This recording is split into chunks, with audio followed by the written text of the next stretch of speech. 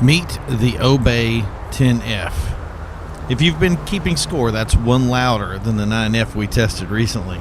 Indeed, when we saw this monster of a car, we immediately thought it was going to turn that dial up to 10. The price tag certainly moved up, and it will ding you for a huge $1,675,000 on Legendary Motorsports. The first thing you may notice once you take delivery is it certainly has a lot of edges. It tries very hard to dial in that futuristic look, maybe too hard. That being said, it looks like the kind of car that should indeed take us to that next level. Will it win a car show? That's a great question. It's got a lot of options that you can throw at it, something that older cars were sorely lacking. Still, there are some design features that really just seem to be trying too hard. The cheese grater vents and two-tone styling really don't land for me sometimes. And it seems to sit a little higher than other similarly performance-oriented vehicles. It feels very mechanical to me, very harsh and unrefined, like all those sharp edges need some beveling. That being said, I could be just nitpicking because it does have quite a path to follow, and it's been almost 10 years, and the car it follows is anything but sharp. Still, it looks very GT-oriented, and I do like that about it. Just cruising a little bit, though, it does still have that mechanical feel, like it's biting at me, similar to the Cyclone 2, but here isn't where we test cars. No, we take them on the track and prove what it can do. So let's get to it right now. Welcome to Grapeseed Circuit. Here's where we test the acceleration, handling, and braking of vehicles. What can I say about the 10F is, the first turn you realize they've taken all the joy out of the model line. Where the 9F was a nimble, high-speed cat, the 10F is a digital 8-bit rendition.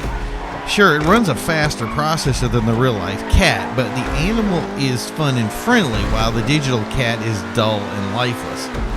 It is instantly not fun to drive.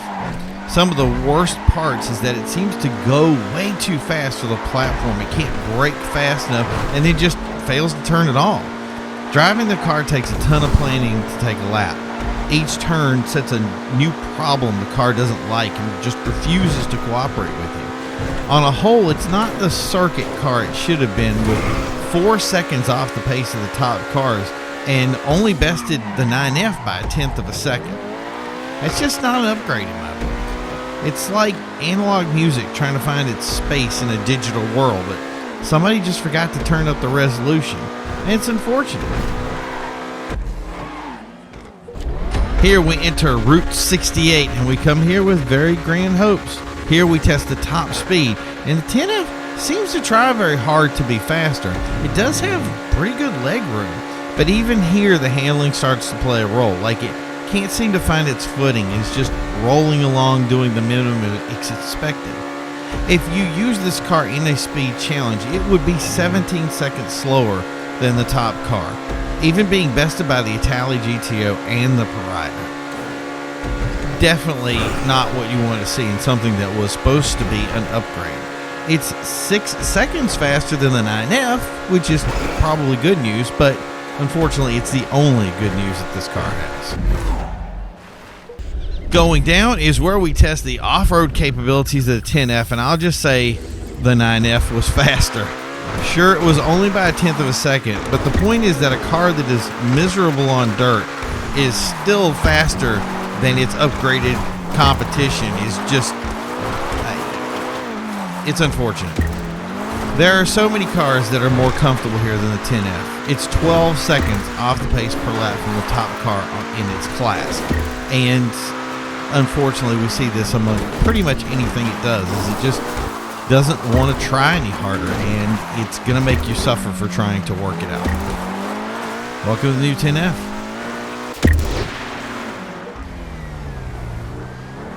While I hate comparing the 9F, as a digital world doesn't always adhere to the real world design, I think that goes to the heart of the problem.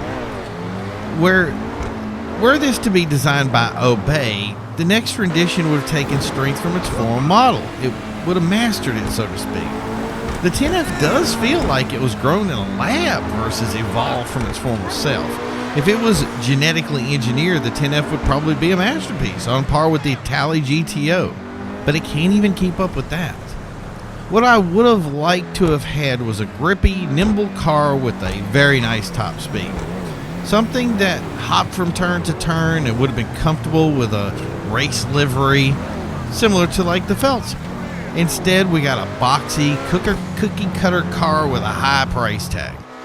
This is something few will purchase as it sits, and that's just sad. I understand the design was done to focus on the future, wide body iteration, but many cars were very good without the Benny's love. The Spectre, the Itali GTB, they each had their positives and negatives in each version, and that didn't happen here. Throwing the HSW cars in this 10F becomes useless before it hits the track, not to mention asking where do these new Benny's cars fall in against the HSW lineup. It becomes an example of how convoluted the current GT environment is, and where this should have been a masterpiece was actually just a fumble. Thank you guys for tuning in. That has been our review of the 10F today. Let us know in the comments what you feel about the 10F. Did it make the grade for you, or is it just as miserable for you as it is for us? We're going to continue to test more cars. We're going to try to start trying to jam in the cars that are top cars in their tier and kind of show you the best, like you're going to see variations in lap times and that kind of thing, so that you can really judge where you want to use a car or which car is best for each platform. So that's going to be something down the road. Remember that you can put in the comments what you want to see us test next, and we'll go ahead, if we have the time, and throw some of that stuff in there. We're really looking forward to your input. Thank you to all the people who have given us input so far, and we look forward to our next testing video. Until then, we'll see you guys. Have a great day, and talk to you soon.